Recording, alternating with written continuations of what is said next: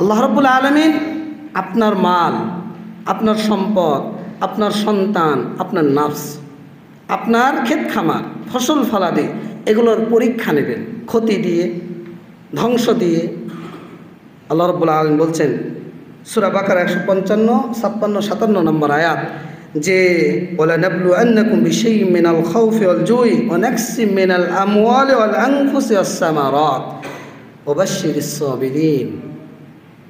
আল্লাহ রাব্বুল আলামিন বলেন যে অবশ্যই আমি তোমাদেরকে পরীক্ষা করব মিনাল খাউফ, ভীতি দিয়ে, ভয় দিয়ে, ক্ষুধা দিয়ে, ওয়া নাকসিম মিনাল আমওয়ালি ওয়াল আনফুস, সম্পদ এবং জীবন বিনষ্টের মাধ্যমে, অসামারত, ফসলাদির বিনষ্টের মাধ্যমে আমি তোমাদেরকে অবশ্যই অবশ্যই পরীক্ষা করব।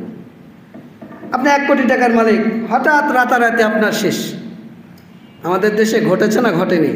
বহু ঘটেছে। আবার অনেক মানুষ, খেটে খাওয়া মানুষ, আল্লাহ তাকে কোটিপতি করেছেন।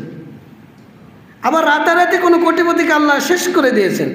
তো এই যে রাতারাতি আপনার সন্তানকে আল্লাহ নিয়ে নিয়েছেন, রাতারাতি আপনার পরিবারের কোনো সদস্যকে আল্লাহ নিয়ে নিয়েছেন, তা আল্লাহ বলছেন অবশ্যই আমি তাদেরকে পরীক্ষা করব, ক্ষুধা দিয়ে, যন্ত্রণা দিয়ে, কষ্ট দিয়ে, জীবন দিয়ে, সম্পদের বিনষ্ট দিয়ে, ফল ফলসের বিনষ্ট দিয়ে। এরপর আল্লাহ বলছেন ওয়াবাশশিরিস সাবিরিন, হে মুহাম্মদ সাল্লাল্লাহু আলাইহি সাল্লাম, যারা ধৈর্য ধারণকারী আপনি তাদেরকে সুসংবাদ দান করুন। সুবহানাল্লাহ, ধৈর্যের কত প্রতিদান। এরপর আল্লাহ বলছেন আল্লাযীনা ইযা আসাবাতহুম মুসিবাহ ক্বালু ইন্না লিল্লাহি ওয়া ইন্না ইলাইহি রাজিউন। মুমিন ব্যক্তি যখন কোনো মুসিবতে আক্রান্ত হয়, বিপদগ্রস্ত হয়, তখন তারা বলে আল্লাহর প্রতি সন্তুষ্ট যে আমরা আল্লাহর জন্য নিশ্চয় আমরা আল্লাহর দিকে প্রত্যাবর্তন। আর যারা দুনিয়াদার, যাদের প্রতি ঈমান নাই, যাদের মধ্যে ঈমান নাই, আমল নাই, তারা এটাকে কিছুই মনে করেন না, আসছে আবার যাবে। অথবা মনে করেন কারো হলে গালি দেবে যে ঠিকই হয়েছে, আমি যদি আওয়ামী লীগ হয়তো বিএনপির যদি কোথায় বলবো ঠিকই হয়েছে।